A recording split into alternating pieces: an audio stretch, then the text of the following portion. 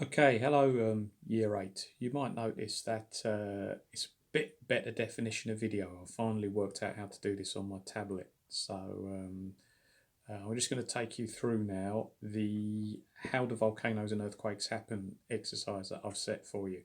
Okay, I've just got the book down there. That's why you'll see me keep looking down there. All right, but what I've done this time, I'll put you together like an interactive worksheet that I've done a copy for each student that you can actually work on and annotate.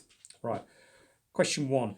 It's asking you to look at map B on page 30. I have also given you the pages 30 and 31. Please, before you do anything, okay, before you even look at the questions, please can you read these pages and look at the diagrams? All right, that's the whole point. That's the whole idea.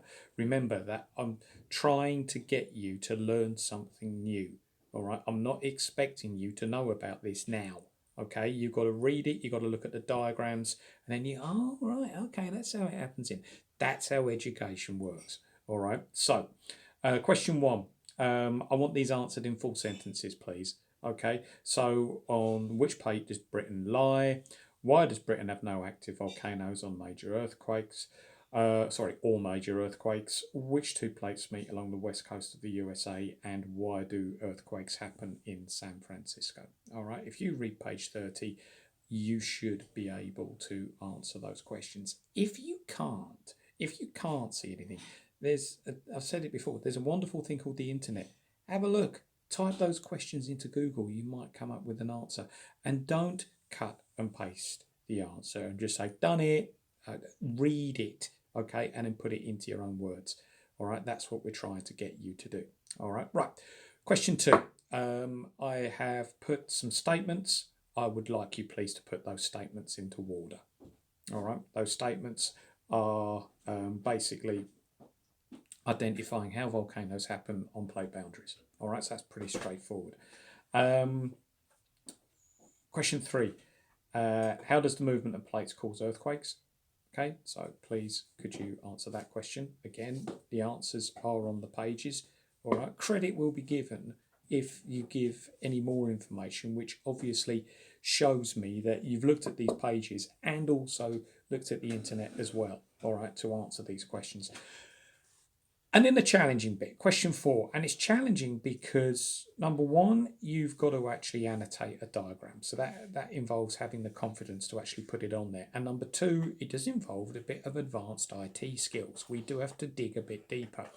I've put a diagram on there and I want you to annotate that diagram. I want you to annotate it with text, I want you to annotate it with arrows, and I want you to annotate it with a circle. Okay, now the text, you've got to name the Nazca plate, the South American plate, the Andes Mountains, and the Pacific Ocean. Whereabouts are they? So create a text box, put them on there. All right.